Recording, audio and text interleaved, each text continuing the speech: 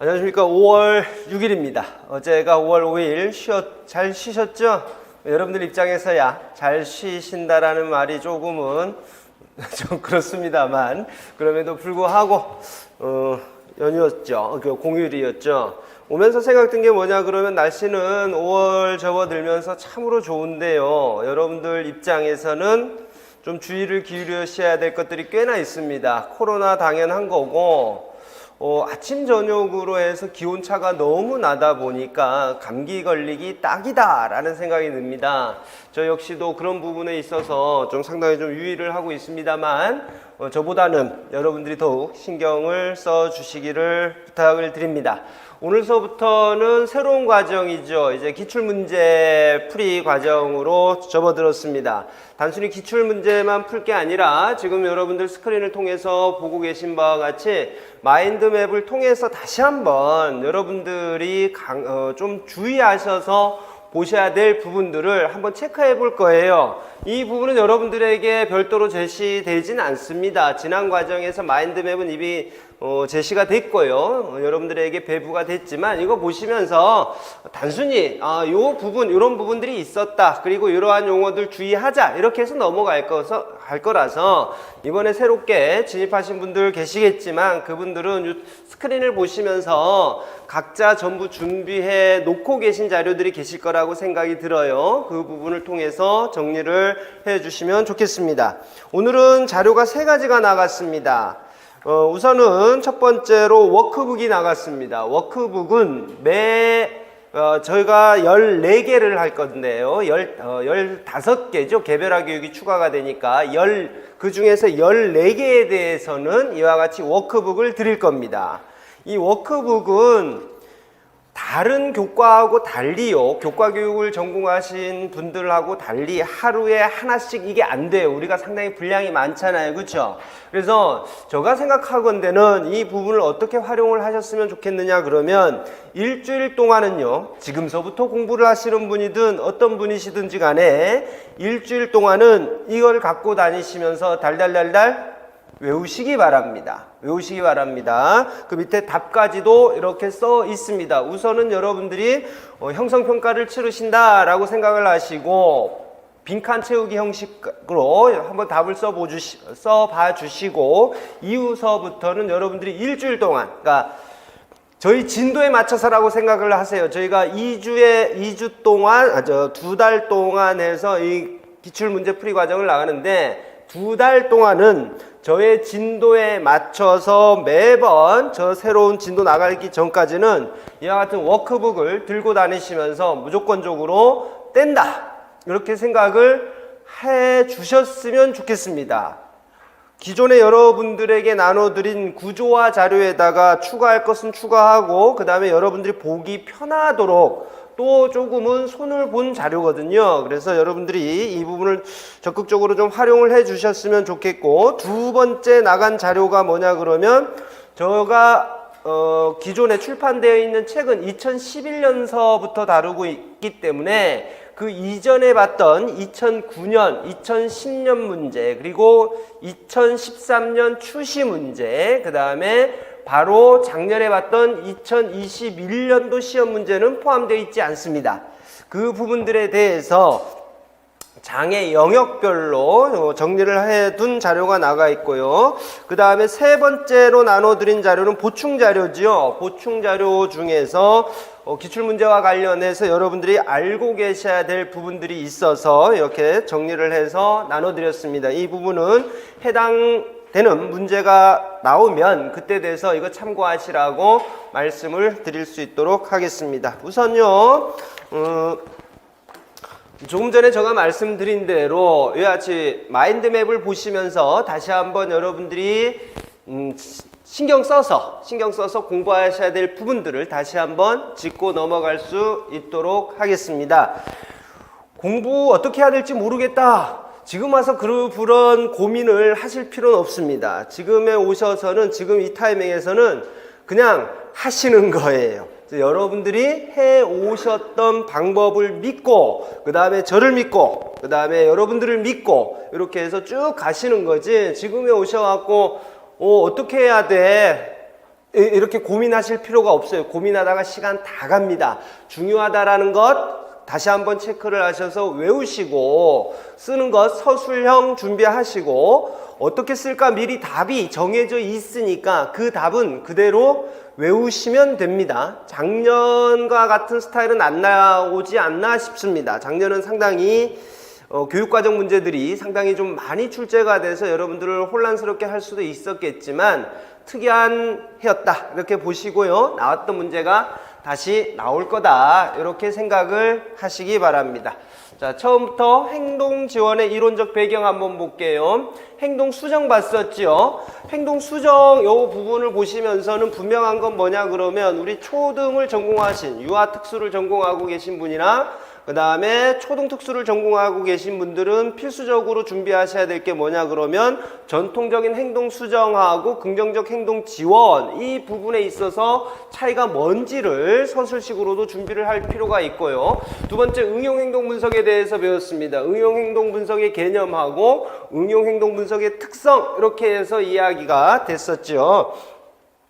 다음으로 아무리 강조해도 지나침이 없다라고 이야기할 수 있는 긍정적 행동 지원입니다. 긍정적 행동 지원의 개념 조금 전에도 말씀드렸습니다만은 전통적 행동 수정하고 긍정적 행동 수정 비교해라 이렇게 이야기가 되죠. 다음에 긍정적 행동 지원의 목표 이거 그대로 외우셔야 됩니다. 그대로 외우시기 바랍니다. 그 시험장에 가셔갖고 여러분들이 알고 계신 지식을 새롭게 정리할 시간이 없습니다. 이와 같이 짧게 해서 그대로 키워드 마냥 외워버리시는 게 맞을 것 같고요. 이렇게 보시면 다음은 긍정적 행동 지원의 주요 요소라는 게 있습니다. 이 부분은요, 여러분들이 긍정적 행동 지원의 주요 요소에 대해서 잘 알고 계시겠지만 한편으로는 용어에 있어서 긍정적 행동 지원의 요소라는 용어하고 헷갈리지 않으시기를 출제위원들이 원하는 대로 여러분들이 답을 써주시기 바랍니다. 다음으로 긍정적 행동 지원의 실행 절차입니다. 선정해야 된다라고 이야기를 했는데 이 선정으로 가게 되면 표적 행동의 선정 순위 여러분들 암기를 해주시고요. 그 다음에 표적 행동 관련 정보 수집을 하는 단계에서는 어떤 방법을 통해서 표적 행동 관련 정보를 수집하느냐. 그 다음에 가설 설정해야 된다. 다음 단계는 가설 설정인데 가설 문장의 요소는 무엇이 해당이 되느냐. 그 다음으로 긍정적 행동 지원의 계획 수립 및 실행인데 여기에서 뭐가 나오는 거냐 그러면 긍정적 행동 지원의 요소라는 게 등장을 하더라. 그래서 네 가지가 이와 같이 이야기가 됩니다.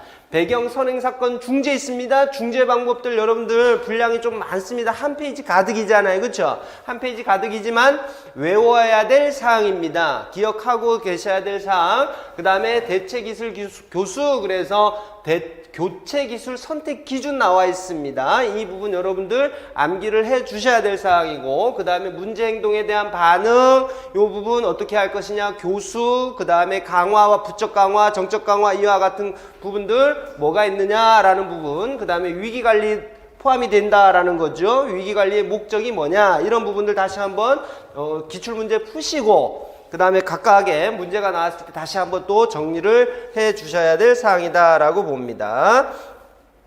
그 다음에 학교 차원의 긍정적 행동 지원입니다. 이 긍정적 행동 지원은 무조건 시험 나온다라고 생각하는 게 맞아요. 오늘 전반부의 문제를 풀다 보게 되면 긍정적 행동 지원에 대한 이야기가 전혀 안 나와요. 2009년서부터 문제 풀 건데 그럼 그 이전에는 긍정적 행동 지원에 대한 이슈가 없었다는 거죠. 그러나 2011년, 2012년 가면서 매번 나옵니다. 매번 나옵니다. 그만큼 이 부분이 차지하고 있는 비중이 상당히 커졌다. 매번 출제된다고 해서 비중이 줄어드는 거 아니고 그 다음에 또 가능성이 줄어드는 게 아니라 매번 출제가 되고 있음에도 불구하고 그 중요성이라든지 그러한 부분들은 여전히 유지가 되고 있다라고 보시면 될 겁니다. 학교 차원의 긍정적 행동 지원의 이해 부분에 보면 학교 차원의 긍정적 행동 지원이 뭐냐? 다음으로 핵심 요소라는 게 있더라. 이렇게 네 가지죠. 우리가 그림으로 보시게 되면 벤 다이어그램 형식 마냥으로 해서 세 개가 이렇게 크로스되어 있는 부분도 있더라. 다음에 긍정적 행동 지원의 3단계 예방 모델이라는 게 있고 개념에 대해서 살펴봤고 긍정적 행동 지원 3단계 예방 모델의 내용도 비교를 했었죠. 대상은 누구였느냐 어떤 중재를 제공을 하느냐 이런 부분들이 핵심 아니겠습니까? 그렇죠? 1차, 2차, 3차 이렇게 했을 때 보편적인 중재를 제공을 한다. 그 다음에 두 번째는 소집단을 대상으로 하는 중재를 제공한다. 세 번째는 개별적인 중재를 제공한다. 이와 같은 부분들을 이야기를 하는 거다. 그 다음에 학교 차원의 긍정적 행동 지원의 실행 과정, 이 부분은 아직까지 공식화된 게 없더라. 그쵸? 그러나 이제 미국에서 발표된 것을 토대로 해서 여러분들은 하나는 좀 외워두는 게 좋겠다라는 이야기를 했었습니다. 그 다음에 행동의 기능평가와 표적 행동으로 넘어가서 기능평가가 뭐냐, 목적은 뭐냐, 이점은 뭐냐, 이런 부분들 여러분들 다시 한번 꾹꾹꾹 짚어가면서 체크해 보시고요. 문제 행동의 기능입니다.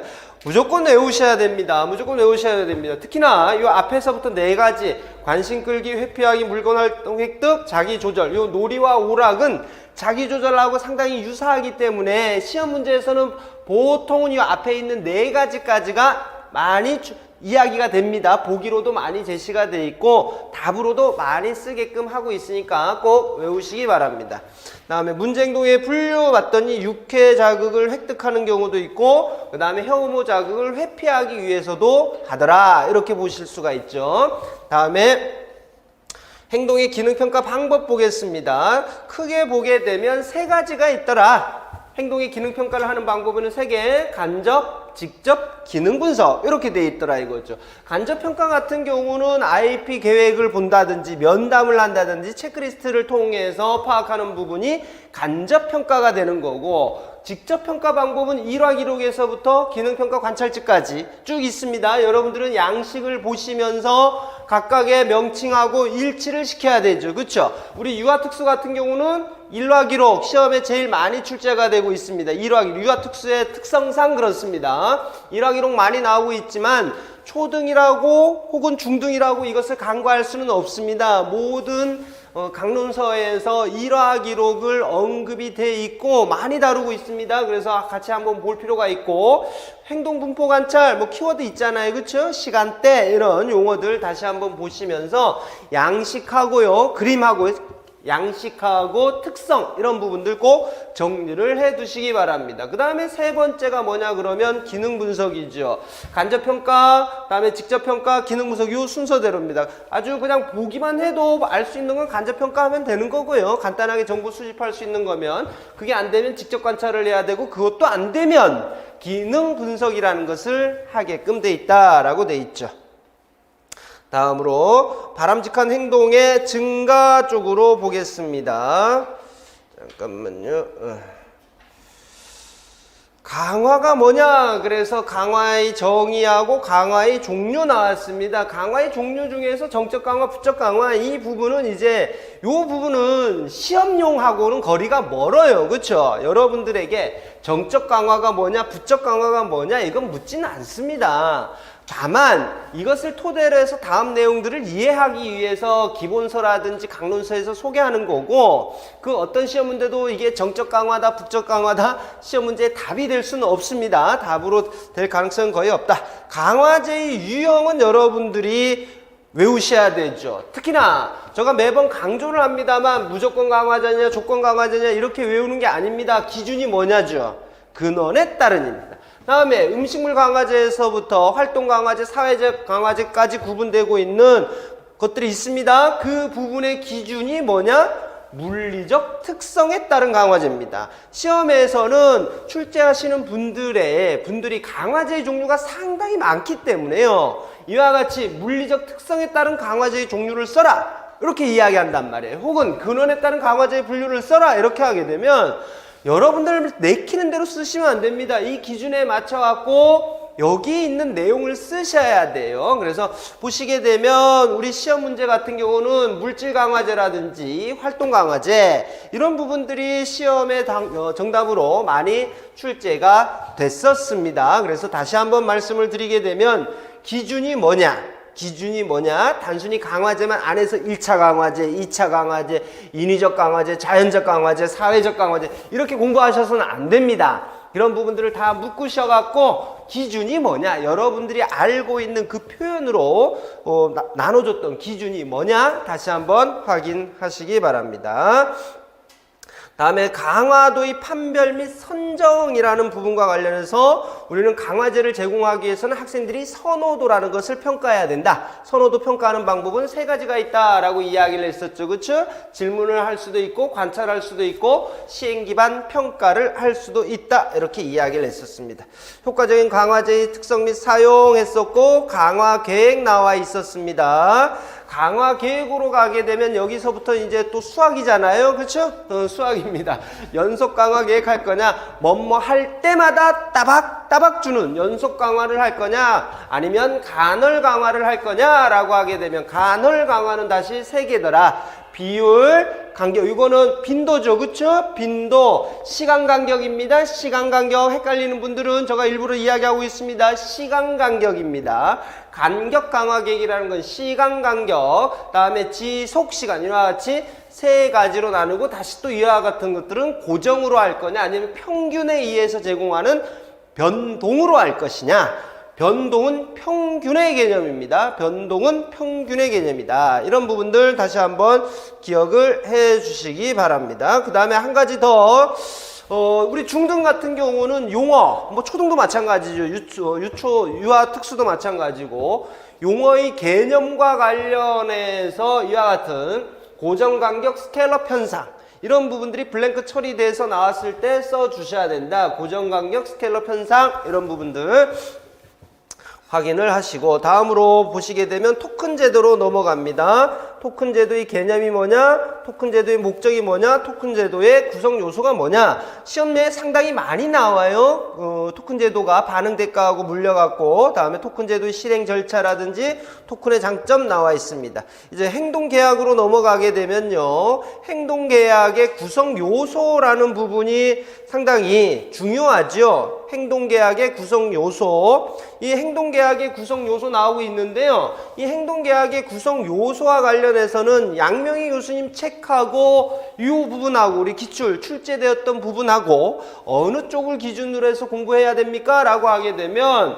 지금 행동계약은 모두 출제되었던 범위, 그 틀에 맞춰서 요소, 지금 이야기하는 구성 요소가 출제되었던 거에 맞춰서 그 이후에도 계속 출제가 되고 있습니다. 그래서 양명희 교수님 책은 그냥 한번 참고하는 용어로 삼으시고, 행동계약의 구성 요소는 제가 여러분들에게 제시했던 기본 내용의 요소라든지 지금 여러분들이 보고 계신 이 부분을 토대로 해서 공부하시는 게 맞습니다. 이렇게 공부하시고, 다음에 집단 강화로 넘어가겠습니다. 집단 강화가 뭐냐? 집단 강화의 목적하고 집단 강화의 유형 봤더니 세 가지가 있더라. 독립적, 종속적, 상호 종속적. 이렇게 외우고 계시죠? 독립적, 종속적, 상호 종속적. 문제가 될 만한 건 이 두 개죠. 종속적하고 상호 종속적 집단 강화. 왜냐 그러면 제한점이, 문제점이 드러나는 게 이 두 개거든요. 종속적하고 상호 종속적 집단 강화. 다시 한번 확인하고, 집단 강화 시행을 위한 지침이라든지 집단 강화의 장단점, 개념, 고학률 요구 연속 보겠습니다. 5번째 고학률 요구 연속 보게 되면 고학률 요구 연속의 효과적인 활용법, 그래서 4가지가 나왔습니다. 이번에 초등이든 중등이든 이렇게 보게 되면 시험 문제들이요, 과거에는 우리 특수교육학 범위 내에서 특수교육학을 전공하고 계신 교수님들이 쓰신 책을 토대로 해서 많이 출제가 됐다라고 생각을 했는데, 이번에는 꼭 그렇지 않습니다. 오히려 심리학을 전공하신 분들이라든지 이런 분들이 번역을 한 책에서 많이 출제가 돼요. 그럴 수밖에 없는 게 뭐냐 그러면 역서다 보니까 내용이 상당히 조금은 디테일합니다. 좀 디테일하게 되어 있는데 그쪽 분야에서 출제된 부분들이 꽤나 있습니다. 그쪽 분야에서 출제된 그 부분들이 꽤나 있어요. 물론 우리 국내 도서에도 소개는 됐습니다만 그냥 간단하게만 소개된 거에 비해서 역서에서는 다소 좀 자세하게 소개된 내용들, 이런 부분들이 좀 또 출제가 됐더라고요. 그래서 이와 같이 지금 집단 고학률 요구 연속의 효과적인 활용법, 이렇게 되어 있습니다. 이 내용도 마찬가지로 여러분들 잘 알아두시기 바랍니다. 다음으로 바람직하지 않은 행동의 감소입니다. 행동 감소를 위한 중재 봤더니 행동 감소를 위한 수준별 대안. 이거 순서 그대로 외우셨죠? 그림으로 되어 있는 거. 강화 중심 전략, 소거, 바람직한 자극의 제거, 혐오 자극의 제거, 제시 이렇게 하고 행동 감소를 위한 원칙. 여러분들이 알아두셔야 될 용어는 최소 강제성 대안의 원칙이라는 것. 최소 강제성 대안의 원칙이나 위쪽에 나와 있는 행동 감소를 위한 수준별 대안이나 이와 같은 절차에 따라서 해야 된다라는 거죠. 차별 강화 봅니다. 차별 강화가 뭐냐라고 차별 강화의 장점 나와 있습니다. 이제 차별 강화의 유형으로 넘어가게 되면 지금 여러분들이 보고 계신 바와 같이 저비율이냐, 다른 행동이냐, 대체 행동이냐, 상반 행동이냐 이러한 같은 부분들이 나오는데 저비율에 보게 되면 다시 또 전체 획이냐, 반응 시간이냐, 간격이냐 이런 것들이 나오죠. 그럼 이제 이런 행동 지원 파트를 보든 아니면 다른 영역을 보든 여러분들이 우선적으로 해주셔야 될 건 이 큰 틀에서 이거 잊어버리면 안 된다라는 겁니다. 큰 틀에서 잊어버리시면 안 돼요. 답을 찾고 안 찾고는 수십 번 되풀이하다 보면 돼요. 그 다음에 여러분들이 알고 있는 표현 그대로 해서 출제되는 경우가 뭐 거의 없죠. 여러분들이 외운 그 표현 그대로 출제되는 경우들은 없어요. 살짝 용어들을 바꾸든지 여러분들이 알고 있는 범위 내에서 맞지만 그대로 출제되는 경우들은 극히 드물기 때문에 우선 이 큰 틀에서 이건 외우셔야 됩니다. 이게 흔들려 버리면 시험 문제 못 풉니다. 예를 들어서 저비율 행동 차별 강화라는 용어가 나왔을 때 여러분 이 세 가지를 전체 획이, 반응 시간, 간격 이렇게 해서 세 가지 용어가 다다다닥 나온 다음에 문제를 풀 수 있어야 돼요. 그러니까 조금 전에 저희가 강의를 시작하면서 오늘 나눠드린 자료 있다라고 했잖아요. 워크북. 그거 보시면서 우선은 공부 어떻게 해야 됩니까? 라고 궁금증 가지시는 분들도 우선은 큰 틀에서 이거 외우십시오.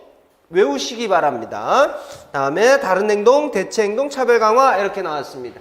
대체 행동 선택 기준이라든지 대체 행동 선택 시 고려 사항 이런 부분들은 상당히 오래전부터 시험 문제에 출제가 됐었던 부분인데 여전히 중요한 사항이다라고 생각이 듭니다. 그래서 대체 행동 선택 기준과 고려 사항 이렇게 따로따로 구분을 해서 여러분들이 공부를 해 두시기 바랍니다.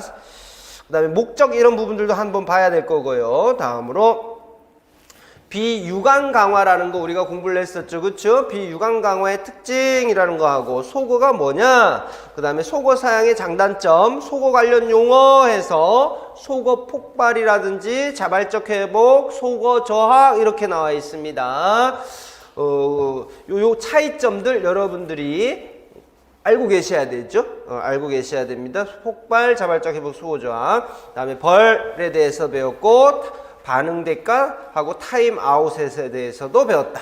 타임아웃의 종류, 비배제 타임아웃하고 배제 타임아웃 이렇게 구분이 되더라. 됐고요. 그 다음에 정적 벌에는 과잉 교정하고 혐오 자극 제시가 이렇게 있었다. 이렇게 되어 있습니다. 상대적으로 혐오 자극 제시라든지 과잉 교정 이쪽 부분에서는 문제 출제 빈도가 앞서 언급됐던 그런 행동 수정 기법에 비해서는 작습니다. 출제 빈도가. 다음으로 변별 훈련하고 자극 통제 보지요. 변별 훈련이 뭐다? 그 다음에 변별 훈련 시에 주의해야 될 사항 이런 부분. 자극 통제도 마찬가지고 촉진 나와 있습니다. 개념 촉진의 유형 나와 있죠. 기본적으로 지금 반응 촉진하고 자극 촉진 이렇게 원래도 또 우리 시험 문제 나왔었는데 우리 유아특수는 유아특수만의 촉진 분류가 달라요. 우리 초등하고 중등이 공부하는 거 하고 유아특수에서 공부하는 촉진의 종류라든지 유형이 차이가 납니다. 각각의 종류에 맞춰서 즉 유아특수는 유아특수만의 그런 촉진의 분류 체계로 공부를 해주시면 되고 그 다음에 초등과 중등은 지금 반응 촉진하고 자극 촉진 이와 같은 분류에 의해서 공부를 해주시면 좋겠다. 원래도 또 시험 문제가 나왔었죠. 원래도 시험 문제가 나왔었는데 매번 나올 때마다 애매합니다.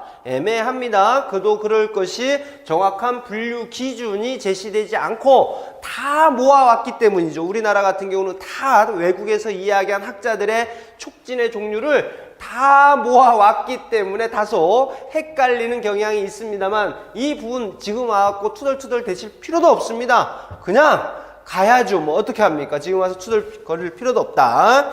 다음에 촉진 체계라는 거, 최대, 최소냐, 최대, 최소냐, 최소, 최대냐. 그 다음에 촉구지원법, 지속적이냐, 점진적이냐. 맞죠? 그 다음에 점진적 안내, 이런 부분들이 있더라. 다음에 행동 연세 나와 있습니다. 행동 연세를 하려 그러면 과제 분석이 있어야 된다. 그 다음에 이것들을 다 연결을 시켜야 된다. 그 다음으로 행동 연세를 하는 데 있어서 그 아동이 현재 어느 정도까지 할 수 있느냐라는 것을 파악을 하면 훨씬 쉽다. 그래서 성취 수준을 평가를 해야 된다. 성취 수준 평가하는 방법은 단일기회법하고 다수기회법이 있다. 이렇게 이야기가 됐었죠. 행동 연세법이 유형봤더니 전진이냐 후진이냐 전체냐. 지금 보시게 되면 전진과 후진 같은 경우 강화를 어떻게 제공할 것이냐, 이 부분 여러분들이 다시 한번 체크해 두셔야 됩니다. 전진하고 후진을 모르시는 분은 없다라고 치게 되면 출제위원들이 많이 물어보는 것은 이때 어떤 강화를 어떤 방식으로 제공할 것이냐, 이 부분들을 많이 묻고 있더라 이거죠. 다음으로 행동형성법도 나와 있습니다. 행동형성법, 표적 행동에 가까운 행동, 이런 유사한 용어들이 나왔다라고 하게 되면 행동형성법입니다. 그 다음에 모방하기 나왔고, 효과적인 모방하기 나와 있었습니다. 자, 됐고요. 다음에 일반화 종류입니다. 자극 일반화하고 반응 일반화 나와 있는데, 아직까지도 자극 일반화하고 반응 일반화 헷갈려 하시면 안 되겠다. 상이한 자극, 이 부분, 자극이 서로 다른데 문제를 해결해야 하면 그게 자극 일반화죠. 동일한 자극에 대해서 상이한 반응을 보였다 그러면 그것은 반응 일반화입니다. 즉, 제가 여러분들에게 쉽게 이렇게 생각하면 된다 그랬지 않습니까? 배우지도 않았는데 하더라 라고 하게 되면 상이한 반응이니까요. 상이한 반응이다 라고 이야기하는 건 뭐냐 그러면 내가 가르쳐 주지도 않은 방식으로 문제를 해결하다라는 게 상이한 반응이라는 겁니다. 그래서 반응 일반화 이렇게 이야기를 하죠. 그 다음에 반응 일반화 했고 유지도 했다. 그 다음으로 보시게 되면 일반 사례 교수법 한번 보시면 우선은 순서를 외워라. 순서 외우는 게 우선이다. 교수 영역 결정한다. 그 다음에 과제 분석하고 자극과 반응 조사하고 교수와 평가에 사용될 교수의 예 결정하고 교수 순서 계열하고 교수하고 비교수 상황에서 평가한다. 이렇게 되어 있습니다. 다음으로 자기관리 기술에 대한 이해 나와 있습니다. 이번에 또 시험에 나왔었죠. 자기관리의 개념 보시게 되면 우리가 자기관리를 뭐라 하느냐, 유형 보시면 목표 설정, 자기기록, 자기평가, 자기강화, 자기처벌, 여기다가 자기교수도 포함입니다. 자기교수까지. 이번에 시험 나왔던 것은 자기평가의 기준과 관련해서 시험에 나왔었다. 자기교수가 시험은 제일 많이 나오더라. 자기교수의 개념은 뭐고 자기교수의 특징은 뭐냐, 자기교수의 훈련 절차, 표현이 상당히 많습니다. 자기 교수의 훈련 절차 표현이 상당히 많으나 그 어떤 표현으로 암기하셔도 괜찮다. 임용 출제되었던 표현도 상당히 많은 표현으로 출제가 되고 있다라는 거 이야기 드렸습니다. 그 다음에 진술문은 여러분들이 한 번씩 꼭 봐두셔야 된다. 자, 이제 뭘 해야 하지? 이건 무엇을 이야기하는지, 문제의 정의를 이야기하다. 이런 형식이죠. 꼭 여러분들이 알아두셔야 됩니다.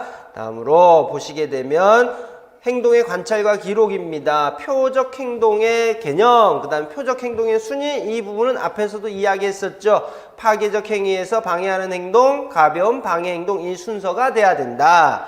다음에 행동의 조작적 정의 왜 해야 되느냐, 행동의 6가지 차원이라는 것도 있었고, 행동 목표 세우기의 필요성과 관련해서 밑에 보니까 구성 요소라는 거 있다.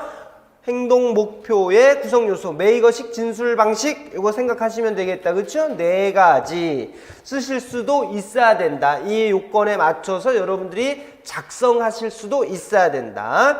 행동의 관찰과 측정 봤더니 관찰 및 측정 단위 요약으로 넘어가서 행동의 직접적 측정 단위도 있고 측정된 행동의 요약 방법이라는 것도 있다. 요약 방법으로는 다시 또 행동의 직접적 측정 단위로 요약하는 방법도 있고 비율을 써서 표현하는 방법도 있고 백분율을 써서 표현하는 방법도 있다. 차마 이게 시험에 나오겠냐고? 시험 나옵니다. 시험 나옵니다. 다음으로 직접 관찰 방법, 행동 묘사 관찰도 있고 행동 결과물 중심도 있고 행동 특성 중심도 있다. 시험에 가장 많이 나오는 것은 행동 특성 중심이죠. 사건 기록법, 지속 시간 기록법, 지연 시간 기록법, 반응 기회 기록법, 기준치 도달 기록법. 여기에서 뭐 일치도 이런 것들 구하는 거고, 시간 중심 관찰 기록법을 봤더니 간격 기록법도 있고 시간 표지법도 있더라. 시험 억수 많이 나오죠, 그쵸? 억수 많이 나오는 거. 그래서 거기에 보시게 되면 행동 발생률 어떻게 구하느냐, 행동 발생률 어떻게 구하느냐 여러분들 꼭 알아두셔야 되고, 다음에 일치도, 관찰자 간 일치도, 전체 일치도, 시간 간격 일치도, 발생 일치도, 비발생 일치도. 최근에 단순히 일치도, 관찰자 간 일치도만 물어보는 게 아니라 이와 같이 세부적인 일치도에도 여러 가지가 있잖아요, 그렇죠? 그런 부분들에 대해서 원래 시험 문제도 그렇습니다만 점차적으로 그렇게 될 가능성이 높겠다라는 생각이 듭니다. 일치도 뭐 너무 뻔하니까 이제 점점 안으로 들어가는 거예요. 예를 들면 조금 이따 우리 문제 풀어보겠습니다만은 일반적으로 관찰자 간 일치도라고 하면 여기 시간 간격 일치도를 이야기를 했었는데, 시간 간격 일치도 시험 문제 내보니까 대부분 다 맞더라 이거죠. 그래서 이제는 뭐 쪽으로 갈 수도 있냐 그러면 발생 일치도 구해라, 혹은 비발생 일치도 구해라. 시험 문제 나온다면 비발생보다는 발생 일치도를 물어볼 가능성이 더 높습니다. 비발생에 대해서는 뭐 볼 필요가 없으니까, 많이 보지 않으니까. 이런 부분들에 대해서 또 우리가 좀 연습을 해놔야 되겠더라. 그 다음에 그래프와 관련해서 그래프의 구성 요소 나와 있습니다. 상황 구분선, 자료 표시점, 자료 표시선, 이런 부분들 용어들 한번 좀 보셔야 되고, 자료의 수준은 뭐냐, 경향은 뭐냐, 변화율은 뭐냐, 중첩 정도, 효과의 즉각성 정도, 이런 부분들 아무것도 아닌 것 같지만 꼭 확인하셔야 됩니다. 단일 대상 연구의 특성 나와 있습니다. 가장 특징적인 특성하고 일반적인 특성으로 구분할 수 있는데, 단일 대상 연구만이 갖고 있는 특성으로 우리가 이야기할 수 있는 게 행동을 지속적으로 평가한다라는 것, 그 다음에 중재 효과를 반복해서 파악한다라는 것, 이런 부분들은 단일 대상 연구만이 갖고 있는 특성이다, 이렇게 이야기할 수가 있겠죠. 밑에 거 쓰시면 안 됩니다. 단일 대상만의 특성을 쓰십시오 했는데 밑에 거 쓰시면 안 됩니다. 다음으로 보겠습니다. 독립변인하고 종속변인, 실험조건, 기초선, 중재, 유지와 일반화. 기초선의 개념을 다시 한번 보겠습니다. 안정적 경향을 보여주는 것이 바람직하다. 맞죠? 그 다음에 중재 전에 최소한 3에서 5회의 연속된 자료가 요구된다. 이 부분입니다. 중재, 즉 독립변인이 투입되기 이전입니다.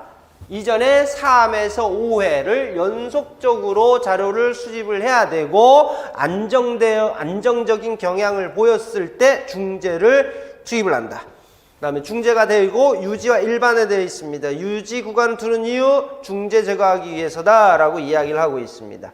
신뢰도 봤더니 독립변인 신뢰도 하고 종속변인 신뢰도 이렇게 나와 있죠. 독립변인 신뢰도를 뭐라고도 한다? 중재 충실도, 이렇게도 이야기합니다. 절차 신뢰도, 중재 충실도, 이렇게.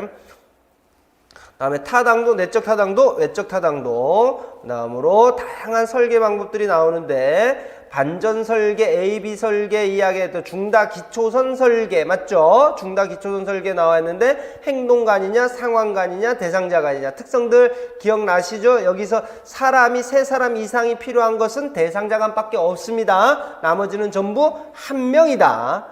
이 정도까지는 여러분들 뭐 다 알고 계시겠죠. 중다 기초선 설계의 변형이라는 것도 있고, 이제 기준 변경 설계 머릿속으로 한번 떠올려 보십시오. 칸칸 회기별로 쭉 나눠져 있고 기준이 이렇게 그려져 있는 거, 그쵸? 그 기준은 그려줄 수도 있고 그려주지 않을 수도 있다. 연속해서 3, 4회기 동안에 유의미한 기준을 충족시켰을 적에 기능적 관계가 인정이 되더라. 이런 부분들 여러분들 정확하게 알고 계셔야 되죠. 그 다음에 여기서 기준 변경 설계의 내적 타당도를 높이기 위한 방법, 이런 부분들 다시 한번 그림 보시면서 꼭 확인하시기 바랍니다. 여러분들 조금은 공부하실 때 놓치는 게 뭐냐 그러면 이러한 부분들은 그대로 다 알고 계시지만 그림하고 매칭시키면서 그래프입니다. 그래프상에 나와 있는 거하고 이 내용하고 매칭시키는 연습들을 꼭 하시기 바랍니다. 다음으로 넘어가겠습니다. 중재교대 설계, 중재교대 설계 두 가지 중재가 나오는 거다. 맞죠? 이때의 키워드는 뭐다? 균형 잡힌 시간표, 균형 잡힌 시간표, 이게 키워드. 다음에 조건 변경 설계, 중재 두 가지를 순차적으로 제공하는 거죠. A, B, C 설계, 그거 생각하면 되겠다. 조건 변경 설계, 조건 변경 설계는 키워드 여러분들이 기억하셔야 될 거, 순서 효과 고려하자. 순서 효과 고려하자. 그 다음에 복수 중재 효과는 나타나지만 단독 효과는 알 수 없다. 이런 부분들을 여러분들이 기억을 하셔야 됩니다. 어렴풋이 조금 전에 제가 쭉 이러한 내용들이 있고 이러한 부분들 다시 한번 점검하십시오 라고 했는데 어렴풋이 떠오르는 내용이 있다. 그러면 다시 공부하셔야 된다라는 겁니다. 다시 공부하셔야 된다라는 내용이니까 꼭 점검을 해 주시기 바랍니다. 이제 기출문제 하나씩 좀 풀어볼 수 있도록 하겠습니다. 여러분들 나눠드린 자료 한번 볼까요?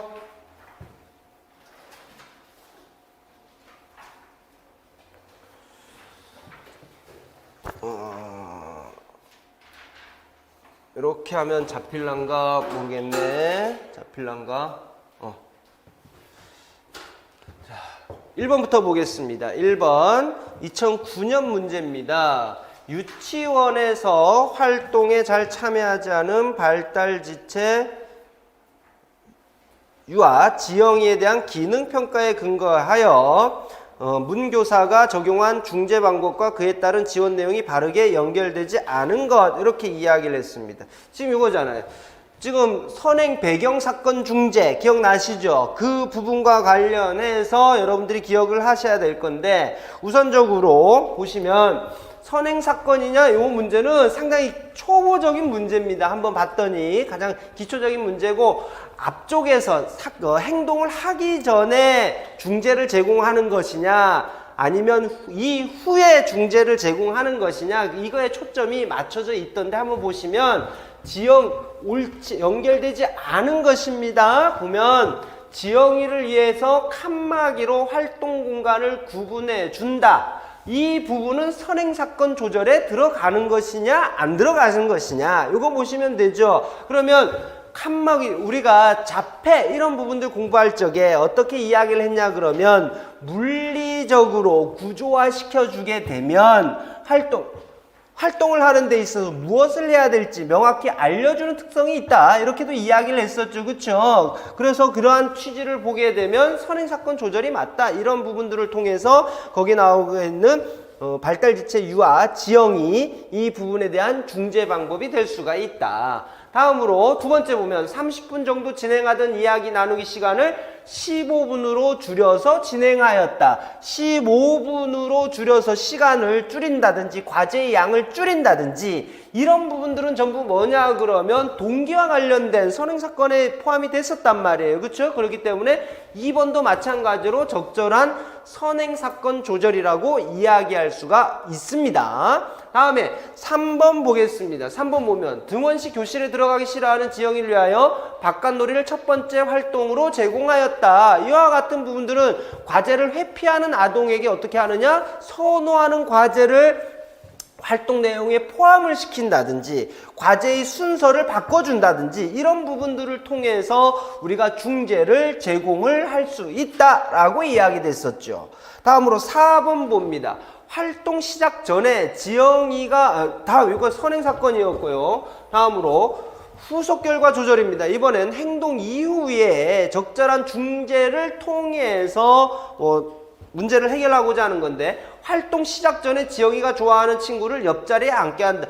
여기서는요, 나오자마자, 아니 후속 결과인데, 후속 결과 조절인데 뭐 활동 시작 전입니까? 활동 시작 전에 제공하는 건 뭐가 돼야 돼요? 선행사건 조절이 돼야 되죠. 이 부분은 지금 4번은 이 앞쪽까지는 잘 문제를 만들다가 4번은 너무 단편적으로 문제를 만든 거예요. 이 용어에서부터 여러분들이 선행사건은 뭐고 후속 결과는 뭐다, 이런 부분들만 알더라도 4번은 문장 자체 내에서 잘못된 문제가 돼버리는 거죠. 그래서 지영이가 좋아하는 친구를 옆자리에 앉게 하는 것은, 예를 들면요, 지영이가 좋아하는 친구를 옆자리에 앉게 하는 것은 선행사건 조절이 되는 거예요. 선행사건 조절이 되는 거죠. 다음에 활동에 잘 참여한 경우 지영이가 원하는 자유놀이를 할 수 있도록 하였다라고 하는 것은 우리가 강화, 그쵸? 강화 관련된 후속 결과 조절이 될 거다 이렇게 보시면 되겠습니다. 그래서 선행사건 1번을 통해서 우리는 뭐를 여러분들이 공부를 해 주셔야 되냐 그러면 선행사건, 선행이라든지 배경사건 중재라고 하는 부분들이 분명히 있었습니다. 그쵸? 선행, 배경사건 중재가 있었고 이 부분은 뭐에 따라서 구분이 됐었냐 그러면 문제행동의 기능에 따라서 문제행동의 기능 이 부분에 따라서 언급이 됩니다. 자, 여러분 공부하시는 거 참 좋습니다. 그리고 모두 다 열심히 공부하시죠. 근데 이 부분이 분량이 많습니다. 한 페이지입니다. 한 페이지인데 무조건적으로 그 전략들을 쭉 공부하신다고 될 게 아니에요. 문제행동의 기능 4가지로 되어 있습니다. 그쵸? 관심 끌기, 회피하기, 그 다음에 또 뭡니까? 물건 활동 획득이라든지 자기조절, 요거에 따라서 4개로 분류가 되어 있는데 이 문제행동의 기능에 따라서 문제행동 기능에 따른 전략 이렇게 구분해서 공부를 하셔야 돼요. 전략만 쭉 그냥 중구난방으로 공부를 하시면 될 게 아닙니다. 왜냐 그러면 시험 문제는요. 문제행동이 언급이 돼요. 문제행동이 언급이 될 거고 그에 따른 선행 배경사건 중재를 물을 겁니다. 그러면 우선적으로 여러분들이 파악을 해야 될 게 뭐냐 그러면 문제행동의 기능이 뭐냐 요거부터 파악하신 다음에 그에 따른 전략을 언급을 하셔야 돼요. 여러분들 마음대로 막 제공할 게 아니라 문제행동의 기능이 뭐다라는 것을 파악을 하고 여러분들 기본서 보시게 되면 이와 같이 표가 제시가 돼 있을 겁니다. 표가 제시가 돼 있을 거예요. 그렇죠? 그러면 제일 왼쪽에는 문제행동의 기능이 있을 것이고 다음에 두 번째 전략이 제시가 될 겁니다. 이 기능에 맞춰서 이 안에 있는 전략들을 언급을 해 주셔야 된다라는 이야기입니다. 그래서 다시 한번요 그냥 쭉 외우셨다 그러면 이제 문제행동의 기능에 따라 전략들을 다시 한번 정리를 해 두시기 바랍니다. 2번으로 가겠습니다. 2번 보게 되면 김 교사는 동료 교사와 함께 유아가 또래와 상호작용하는 활동을 순간표직기록법으로 하겠다라고 했습니다. 순간표직기록법은 시간을 일정하게 다 나누고 언제 체크한다? 각 회기가 끝나는 시점에 체크하는 방법이죠. 그래서 순간표직기록법으로 할 거고 질문은 순간표직기록법에 관한 진술로 맞는 것을 고르십시오 라고 했습니다. 2009년도에 나온 문제입니다. 2009년도에 나온 문제인데 첫 번째 순간표직기록법으로는 여러 UI 상호작용 행동을 관찰할 수 없다? 없다가 될 수가 없는 게 조금 전에 제가 뭐라 그랬습니까? 각 회기의 끝이 동일하게 나눌 거고요. 끝에만 쳐다보고 하느냐 안 하느냐 파악하면 된다. 그러면 계속적으로 관찰하는 게 아니니까 첫 번째 나와 있는 행동을 관찰할 수 없다가 아니라 여러 명을 동시에 관찰할 수 있다라는 거죠. 내가 수업을 하다가 마지막에 쳐다만 보고 한다 안 한다만 체크하면 돼요. 한다 안 한다만 행동이 발생했느냐 안 했느냐만 파악하면 돼요. 맞죠? 행동이 왜 발생했느냐는 파악할 수도 없습니다. 맞죠? 그래서 행동을 관찰할 수 있다 이렇게 해야 되고 순간표직기록법은 상호작용 행동의 선행사건 및 후속 결과에 대한 정보를 제공한다. 무슨 정보를 제공합니까?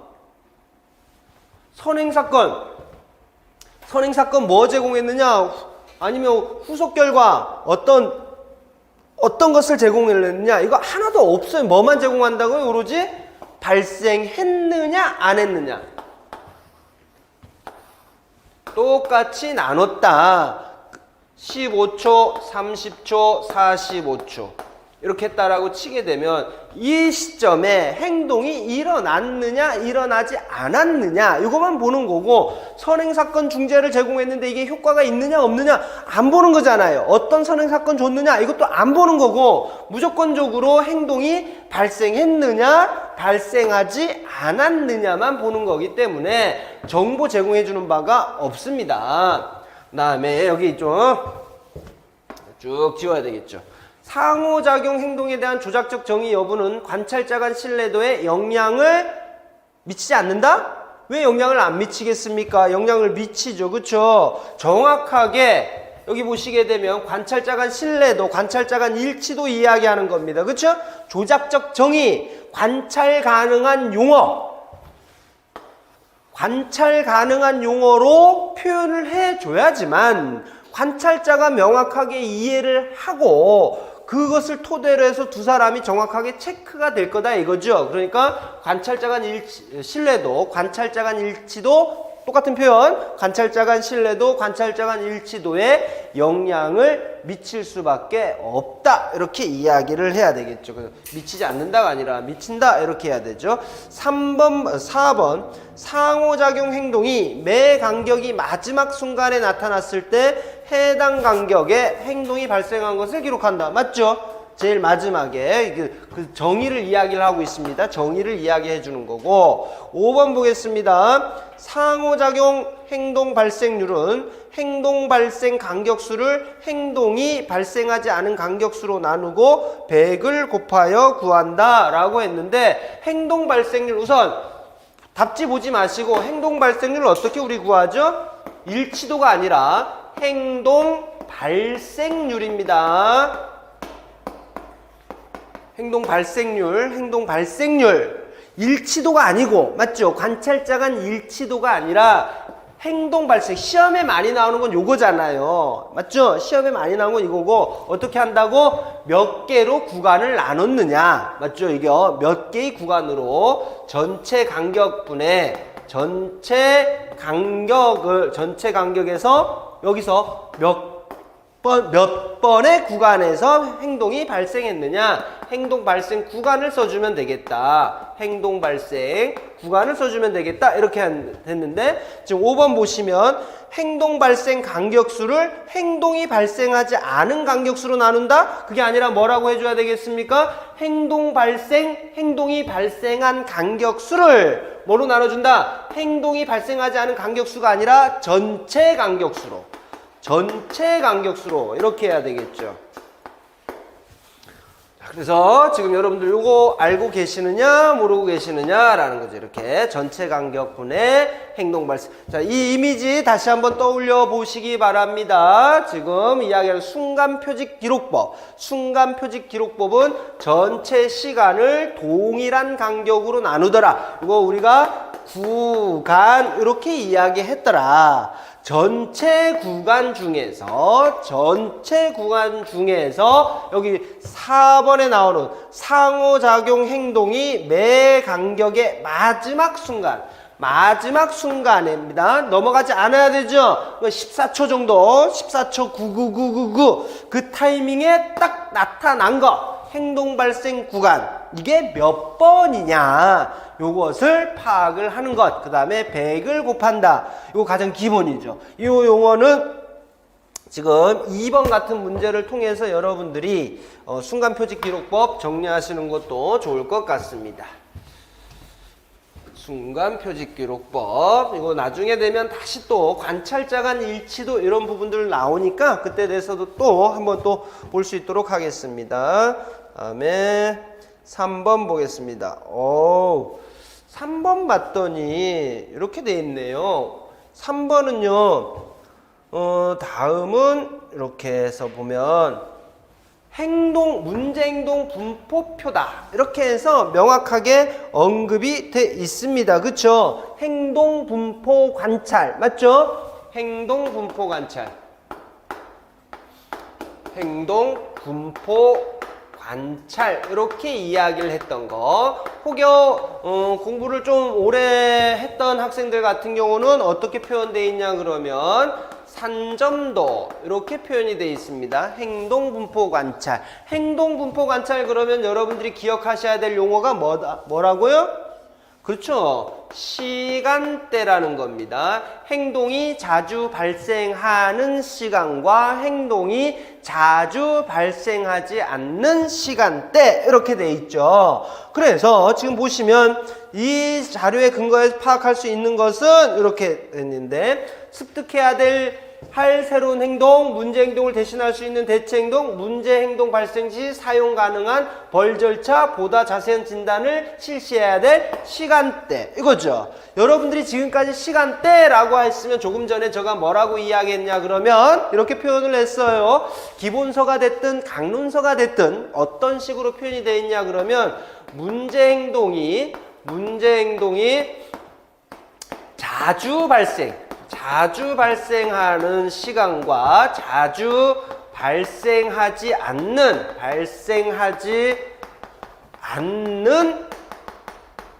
시간대 이렇게 표현이 돼 있단 말이에요. 시간대라고 하게 되면 자 이제 여러분 그래서 이거 알아서 뭐 하려고?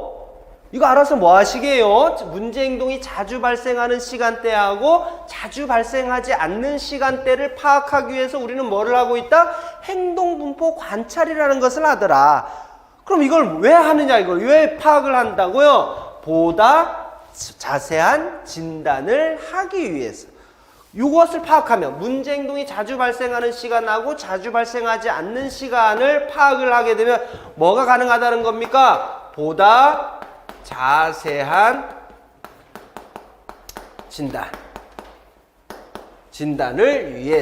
진단을 위해서 이와 같은 부분들을 파악을 해야 된다는 거죠. 이렇게 여러분들 보다 자세한 진단을 실시해야 될 시간대 이렇게 보시면 되겠습니다.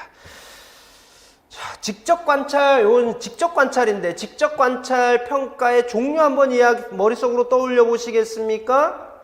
우리는 보게 되면 간접 관찰이라는 게 있었다, 그쵸? 그 다음에 직접 관찰이라는 것도 있습니다. 직접 관찰의 종류 제일 먼저 아까 뭐 떠올랐더라? 일화 기록이라는 거 있더라, 그쵸? 일화 기록. 두 번째가 뭐다? 행동분포 관찰이다. 세 번째가 뭐다? ABC 관찰이라는 거예요. ABC 관찰 기록. 이게 조금 발전한 게 뭐다? 이제 체크리스트 형식으로 만들더라. ABC 행동 관찰 건목표라는 게 있고, 다음에 신뢰도와 타당도가 확보된 검사 방법이 있었더라. 그게 뭐다? 행동의 기능평가 관찰지라는 게 있더라. 이렇게 여러분들 정리하시면 되겠죠. 간접평가의 종류에는 뭐가 있습니까? 어떤 방법으로 파악을 할 수 있지? 간접평가를 한다라고 했을 때 활용할 수 있는 자료. 첫 번째, 면담 활용할 수가 있겠고, 그쵸? 면담 활용할 수 있고, 또 IP 회의 자료. 그 다음에 또 뭐가 있을까요? 또 뭐가 있을까? 생활기록부. 이와 같은 부분들을 활용을 한다라고 치게 되면 간접평가가 되겠죠. 한 가지 더 이야기하면 우리 지금 직접 관찰을 했고 아까 간접평가 물어봤고 한 가지가 더 있는데 행동의 기능평가 방법으로 기능분석 이렇게 세 가지가 있습니다. 다음으로 4번 보겠습니다. 4번 보시면 2007 개정 유치원 교육과정에 근거하여 김교사가 발달지체 유아에게 가위로 색종이 오리기를 지도할 때 사용한 촉진 혹은 촉구의 예시다. 김교사가 사용한 촉진의 유형 이렇게 물어보고 있습니다. 촉진의 유형 뭐 있더라? 촉구, 촉진 이렇게 있다. 그쵸? 적절한 반응, 변별 자극에 대해서 적절한 반응을 보이지 않더라. 그때 제공되는 부가적인 도움을 우리는 촉진 혹은 촉구 이렇게 이야기했다. 촉진 혹은 촉구 어떤 용어를 쓰는지는 크게 신경 쓰지 않아도 된다. 크게 두 가지가 있더라. 뭐가? 첫 번째가 반응 촉구라는 게 있고 두 번째는요 자극 촉구라는 게 있더라. 반응 촉구에는 뭐가 있냐 그러면 강제성이라는 게 있더라. 그쵸? 강제성이라는 게 존재를 해서 제일 먼저 뭐가 시각적으로, 두 번째는요 언어적으로, 세 번째는요 몸짓이죠. 몸짓. 네 번째는 시범 보이기. 다음에 마지막으로 신체적. 이와 같이 강제성의 정도에 따라서 하더라.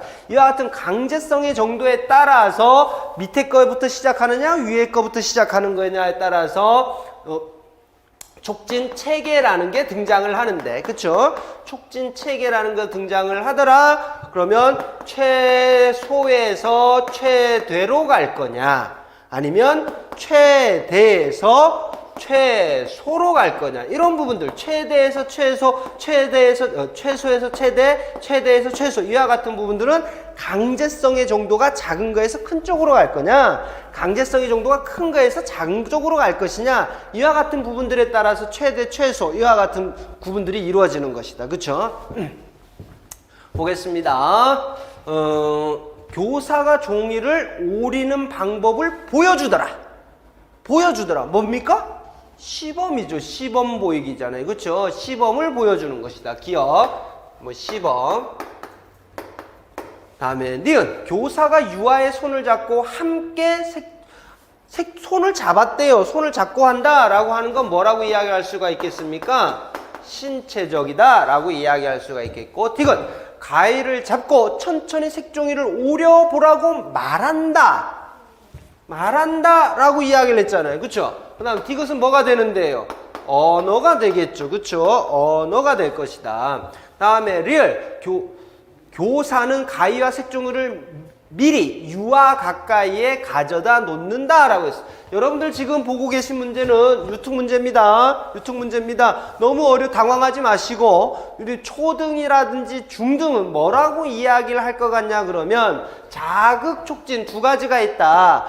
자극 내 촉진하고 가외 자극 촉진인데, 자극 내 촉진은 사물의 크기라든지, 그쵸? 미리 주어져 있는 단서 제공되어 있는 단서의 크기라든지 색깔이라든지 위치를 바꿔주는 게 자극 내 촉진 아니었습니까?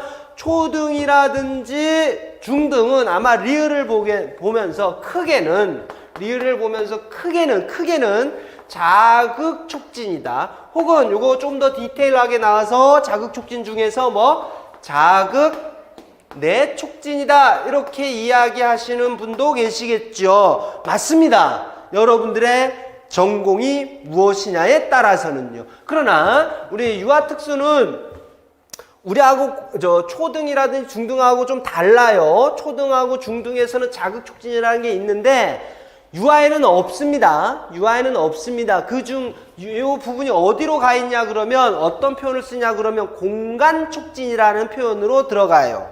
공간 촉진. 그래서 유아 같은 경우는 거리를 가깝게 해주는 공간 촉진으로 우리가 분류를 합니다. 그래서 지금 이게 유아 문제이기 때문에 시범, 신체, 언어, 공간 이와 같은 순서로 나와 있는 4번이 답이겠습니다. 4번이 답이 됩니다. 그래서 우리 보시면서 4번이 답이다라고 해서 이게 또 뭡니까? 라고 하지 마시고요. 유아특수만의 문제이기 때문에 맞는 거다 틀린 거다 이렇게 이야기하실 필요가 없습니다. 유아 전공하시는 분들은 그대로 촉진이다라고 알고 공간적 촉진이다라고 알고 계시면 되는 겁니다. 다음으로 5번 넘어서 아하 나왔습니다.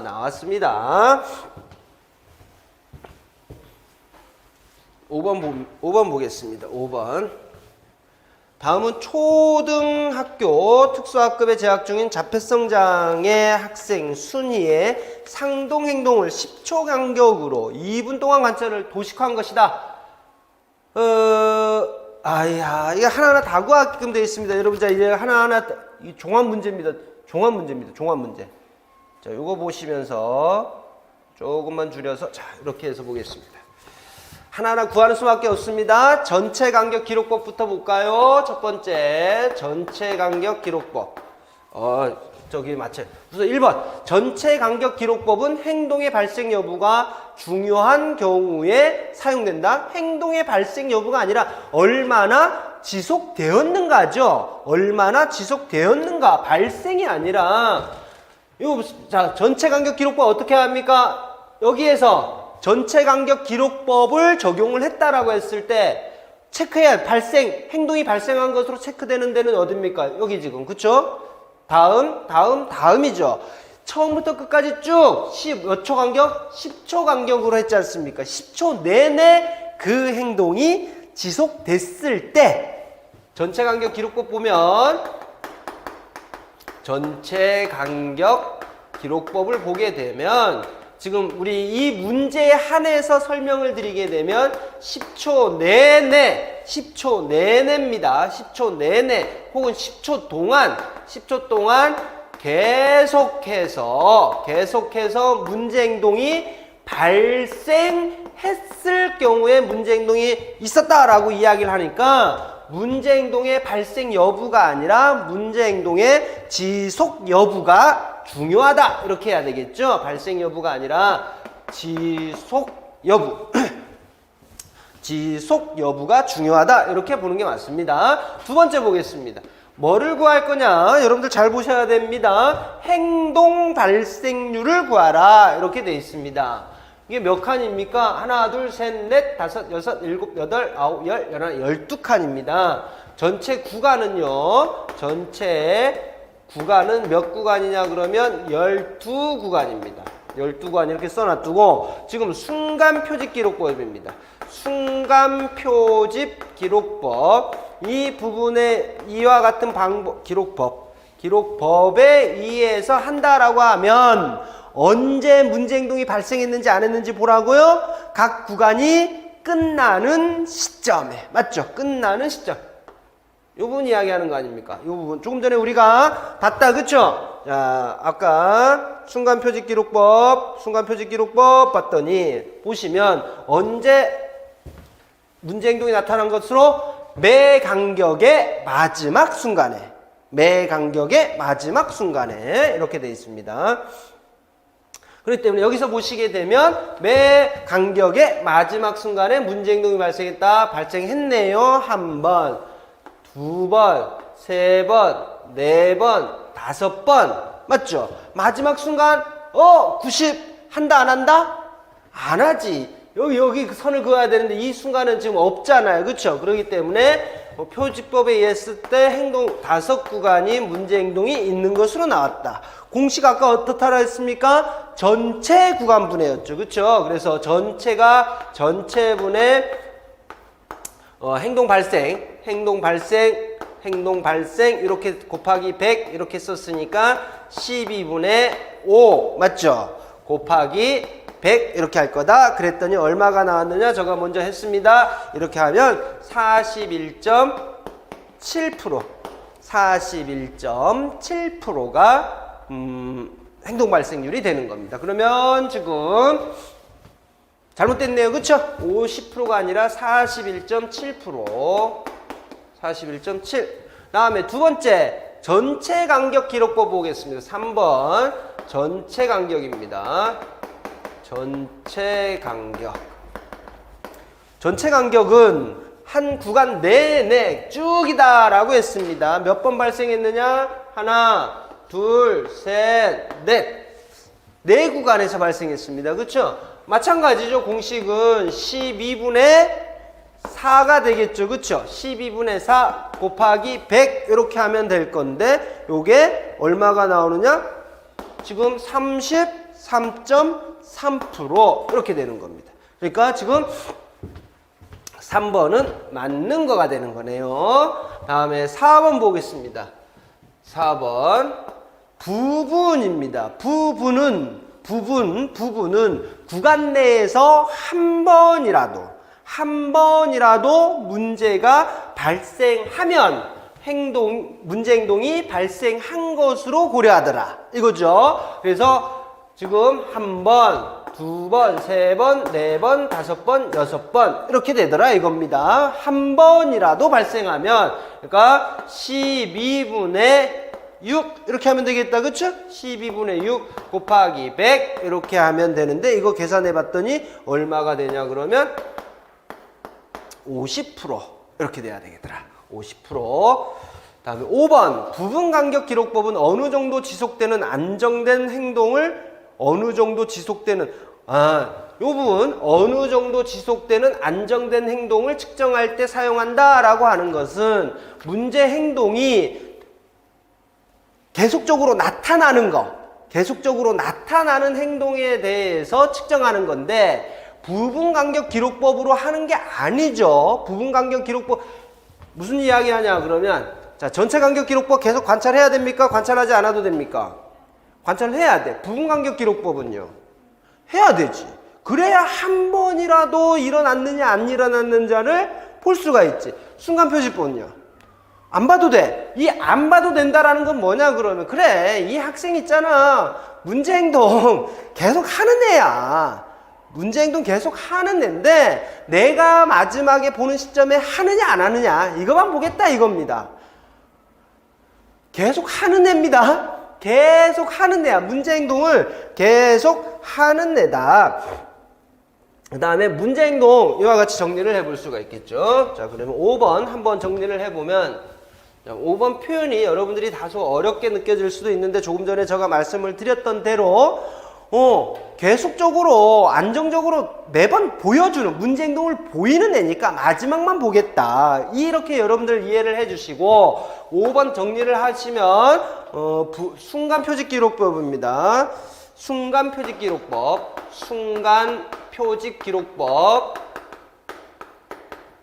순간표직기록법 언제 사용하느냐? 순간표직기록법 언제 사용하느냐? 첫 번째 빈번하게 나타난다.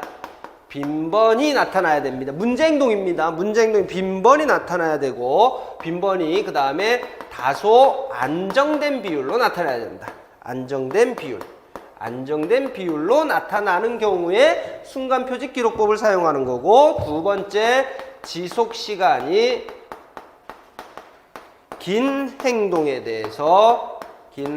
대해서는 순간표직기록법을 사용한다. 이 부분은 이미 기본서에 다 소개가 된 겁니다. 다시 한번 여러분들에게 정리를 하고 있는 거죠. 그래서 5번 같은 경우는 부분간격기록법이 아니라 순간표직기록법에 대한 설명이라서 잘못된 것이다. 이렇게 볼 수가 있겠죠. 자, 어느 정도 지속되는 안정된 행동을 측정할 때 사용한다. 어떤 방법? 어떤 기록 방법? 순간표직기록법입니다. 순간표직기록법이 어느 정도 지속되는 안정된 행동을 측정할 때 한다. 다시 한번 이해시키기 위해서 계속적으로 볼 필요가 없어요. 이 학생은 거의 매번 이와 같은 어느 정도 지속되는 안정된 행동을 보이는 아동이기 때문에 끝에만 보면 되는 겁니다. 끝에만. 내가 보는 시점에도 그와 같은 행동을 하고 있느냐 안 하고 있느냐 이걸 보는 거예요. 이 학생들 만약에 어느 정도 지속되는 안정된 행동을 하고 있는 애인데 내가 전체간격기록법 할 필요가 있습니까? 없습니까? 할 필요가 없잖아. 걔 애는 계속 문제행동 하는데 내가 그 애를 1시간 내내 쳐다볼 필요가 없지. 부분간격기록법 할 필요가 있다 없다? 할 필요가 없지. 매번 하는 애인데 안정적으로 문제행동이 내 아이의 몸에 습관화가 돼버린 애인데 한 구간 내내 관찰할 필요가 없잖아요. 그러니까 이와 같은 겁니다. 이와 같이 됐습니다. 이해하셨습니까? 카메라도 끄덕였습니다. 이제 여기까지만 하고 잠깐 쉴게요. 이제 6번 보겠습니다. 6번. 자, 6번 봤더니 조금 전에 우리가 최대냐, 촉진의 종류 이야기, 촉진의 종류 크게 나눠서 살펴봤었고, 그 다음에 하부 요소들도, 내용들도 살펴봤었다. 그쵸? 촉진 체계라는 것도 우리가 살펴봤었는데, 촉진 체계 기억나세요? 촉진 체계 기억나시죠? 그쵸? 점진적 안내까지 포함을 하고 했던 거. 박 교사가 중도 중복 장애 학생 성수에게 2018 뭐해서 물건 구입하기를 지도하는 과정을 기술한 것이다 라고 나와 있습니다. 박 교사가 사용하고 있는 반응 반응 촉진 체계가 무엇이냐라고 나와 있습니다. 그러니까 여러분요, 여기 촉진 체계. 나는 촉진만 알았는데 왜 갑자기 촉진 체계? 이렇게 생각하시면 안 됩니다. 그렇죠? 촉진 체계라는 거 아까 전부 살펴봤습니다. 촉진을 어떤 식으로 변형을 줄 것이냐, 이 부분을 촉진 체계 이렇게 이야기를 했었잖아요. 그래서 최대, 최소, 최대, 최소, 최대, 그 다음에 점진적 안내, 뭐 이런 부분들이 전부 들어갈 것이다. 첫 번째, 한번 보겠습니다. 문구점 안에서 성수에게 공책을 집으세요. 공책을 집으세요. 이거 시나리오 같은 형식이잖아요. 그렇죠? 지금 뭐 박교사가 이야기한 촉진의 종류는, 박교사가 제시하고 있는 촉진의 종류는 문구점 안에서 공책을 집으세요. 뭐? 언어. 여기서 순서대로 쓰겠습니다. 순서대로 위에서부터 언어적 촉진이다. 그쵸? 언어적. 말로 해서 단서를 했으니까 아무런 반응 없이 그 자리에 가만히 서 있었다. 그러자 박교사가 공책 사진을 보여주며 공책을 집으세요 라고 했습니다. 뭐가 되죠? 사진을 보여줬다. 사진을 보여주니까 시각적이죠. 자, 그런데요, 제가 이 문제 풀면서 잠깐 흔들렸던 게 있습니다. 아무리 찾아봐도 답이 없어.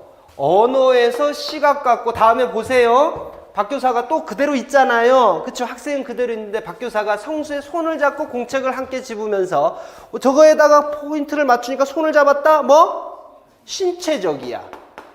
신체적. 이건 뭐지? 최소, 최대도 아니고. 왠지 아시겠죠? 우리가 조금 전에 이야기했을 때 반응 촉진이라는 건 뭐가 있다? 강제성이라는 게 있더라. 강제성이라는 게 있는데 최소가 뭐였습니까? 최소가 시각이고 다음이 언어였습니다. 언어였고 제일 마지막으로 내려와서 신체가 됐는데 단순하게요. 이것만 보고 간단하게 그냥 만만하게 본 거죠. 만만하게 보고 딱 썼는데 언어가 먼저 왔고 시각이 먼저 왔다 이거죠. 언어가 먼저고 시각이다. 내가 아는 건 시각이 먼저고 다음이 언어인데 그 다음에 제일 마지막이 신체야. 이건 뭐지? 이거 헷갈리기 시작을 했습니다. 그러나 가만히 보시면요. 공책 사진을 보여주며 이거에만 필 꽂혀버리면 시각적 촉진으로 끝나버려요. 그러나 뒤에 갈로 밖을 보시면 공책을 집으세요라고 뭐를 제시하고 있습니까? 언어적 촉진을 동시에 제공을 하고 있는 겁니다. 그렇기 때문에 지금 촉진의 정도가 점점 조금 더 커진 거죠. 그렇죠? 촉진을 더 많이 제공을 하더라 이겁니다. 그래서 보니까 최소에서부터 뭐로 오는 것이다? 최대로 오는 것이다. 이렇게 봐야 되는 거죠. 이것도 마찬가지죠. 제일 마지막도 그렇죠? 단순히 신체적 촉진만 하는 게 아니라 여기에다가 뭐가 포함이 되는 겁니까?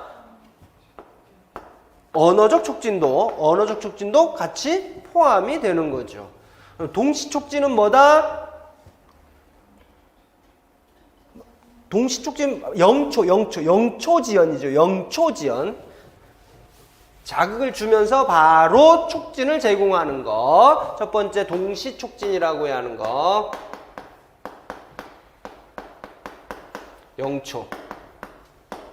다음에 최소, 최대, 최대, 최소. 그 다음에 고정 시간 지연. 우리가 뭐라고도 이야기했습니까? 고정 시간 지연. 이렇게 하게 되면 이거는 시간이 항상 똑같다. 맞죠? 우리가 시간 지연 두 가지로 있습니다. 점진적 시간 지연하고 다음에 뭐? 지속적 시간 지연. 이렇게 두 가지잖아요. 고정 시간 지연은 뭐에 들어간다? 지속적 시간 지연. 시간 지연 혹은 다른 표현으로 무변 시간 지연. 이렇게 되는 거죠.